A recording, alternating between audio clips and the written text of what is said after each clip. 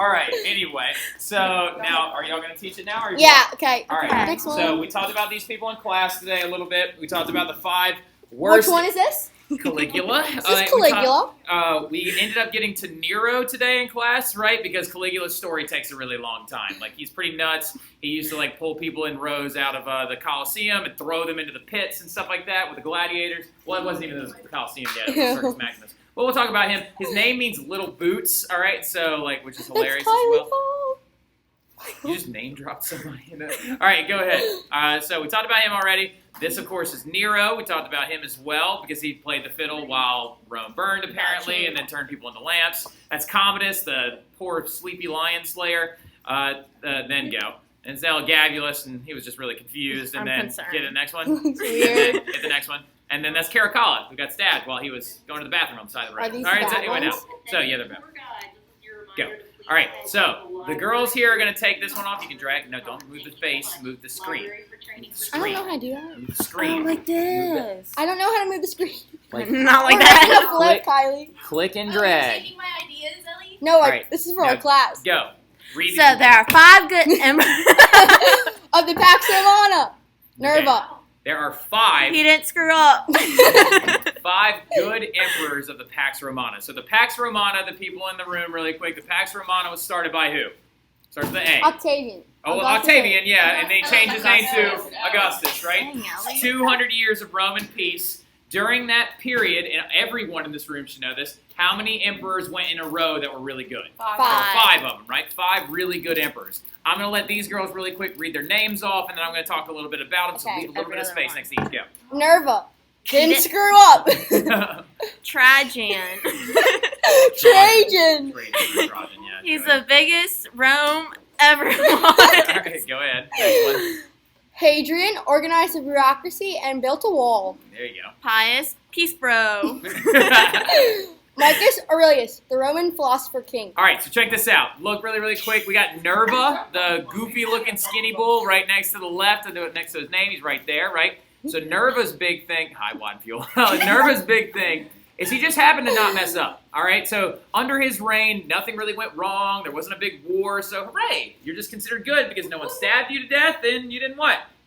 Just didn't mess up, right? So there's that one. And then you had Trajan. Trajan brought Rome to the biggest peaks that it ever had actually gotten to, the biggest expanses, right? There's actually a really, really big column that was built in dedication to him right here. It's called the Trajan Column as well, right? And then you have Hadrian, right? Hadrian's really important because he built a set of walls, particularly in the current day United Kingdom, which and then outside of Germany, right, or in Germany. These walls maybe necessarily, hey, folks, stop it. All right, so anyway, now these walls maybe necessarily didn't keep people out, but it kept Rome from getting any what? It kept them from getting any bigger more than anything else because they were already so large that if they were to get any bigger, it could easily collapse. Mm-hmm. And Pius, of course, he just had a nice little relative period of peace, but the biggest one out of all of them is Marcus who? Didn't he have fire over his head Aurelius. when he was a baby? Who? Marcus Aurelius, yes. Myths say Learn that that there was in fire wondering above how his you head not when he say was his name. born because he was Marcus wildly Aurelius. intelligent. He was also a Stoic philosopher. He had these amazing quotes where he would he just focused on the idea that he doesn't need a lot of things. All that really matters is the security of his people, right? He actually at one point said, our souls are colored with the experiences of our lives, which I think is a very deep, beautiful quote, right? So Marcus Aurelius is a great one. You do need to know those 5. Hadrian and Marcus What's Aurelius this happen to wall? be that's the Hadrian's Wall. It's still there. That's in the United Kingdom. All right, so anyway, now, and that's Marcus Aurelius. Yeah, looks like he's got spaghetti for hair. All right, so anyway, go. Next one. All right, but understand, go ahead. Doesn't matter though. No No amount amount of. Good emperor. It's not a touch screen. No. No amount of good Emperor. emperors could save Rome because what's going to happen? The bad emperor. No. They No, die. no. The They fall. The Dun fall dun dun. Click it again.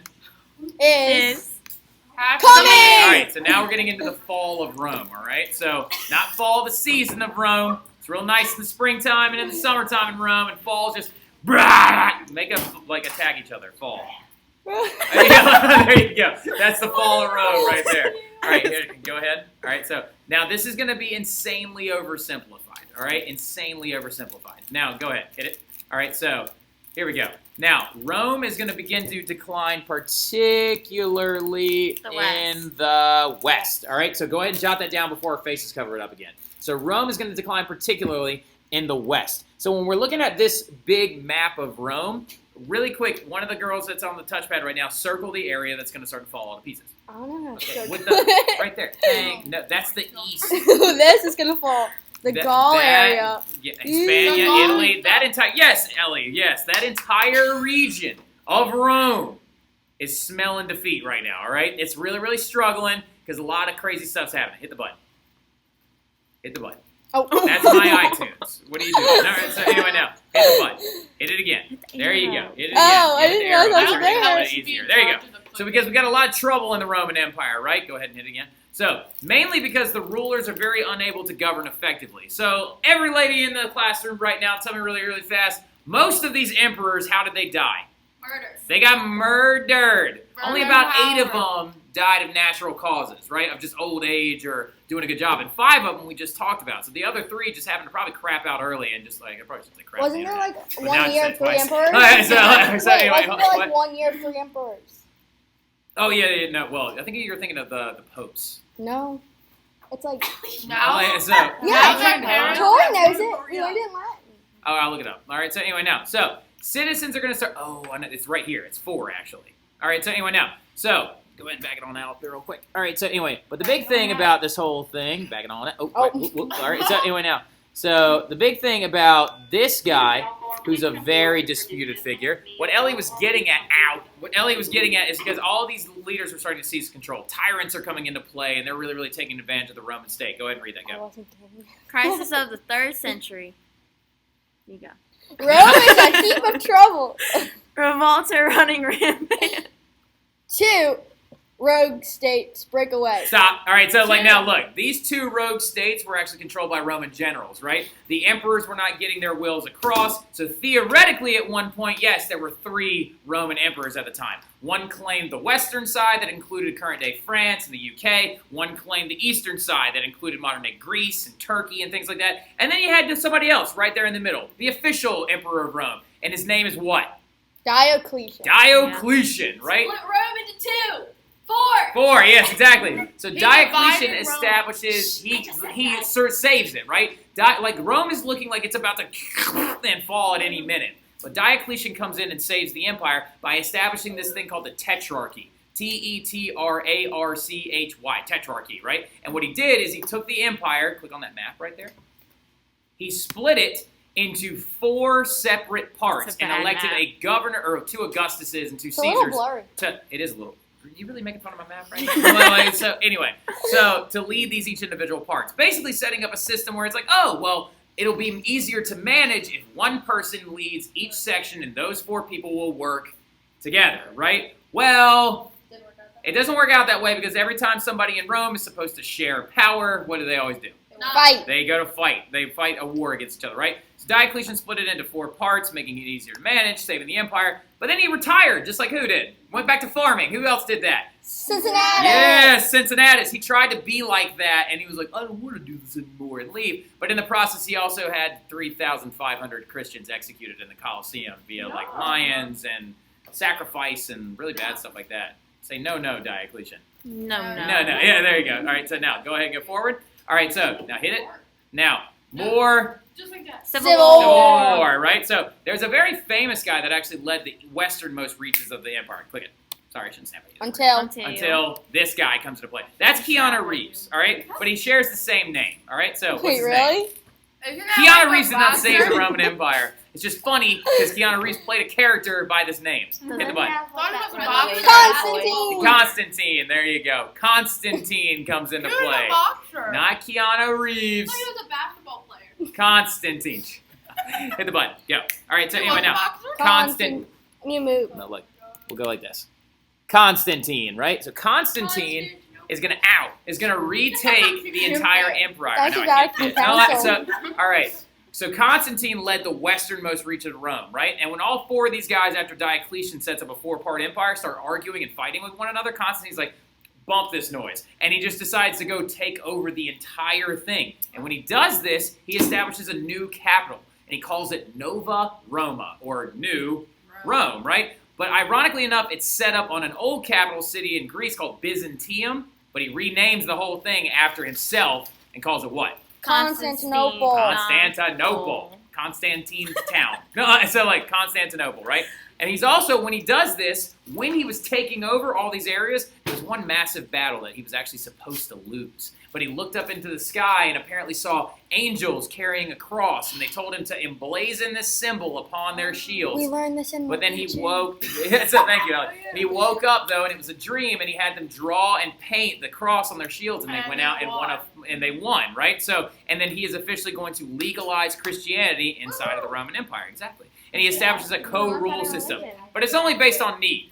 His co-rule system was only you had 2 rulers when you needed 2 rulers, but if you could get by with 1, you just had 1, right? So go ahead and hit the button. Hit the button. Hit the button. Yeah, see, that's the new one. Constantinople over in the right, and then Rome over in the Isn't that west. like Greek? Hit the button. How Huh? much volume do y'all have? Not much. All right, so then we're going to see a massive period of invasions. Hit the button. Hit the button. You're a bad There you go. hitter. I know. So Well, you want to switch go. sides? Tell them. Because this is pretty straightforward. Late 300 and 400s AD. Barbarians invade or migrate. They need land to escape the Huns.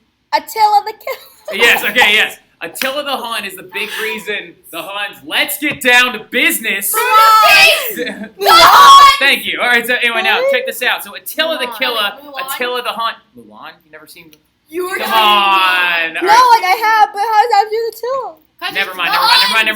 All right, so anyway, now, It's Attila it's is song a they real sing. leader of the Huns, right? Attila was actually this barbarian leader of the Huns that actually threatened Rome from the outside, and as he's taking over Russia and other areas of Greece and stuff like that, all of these other barbarian tribes are going to start doing what to avoid him?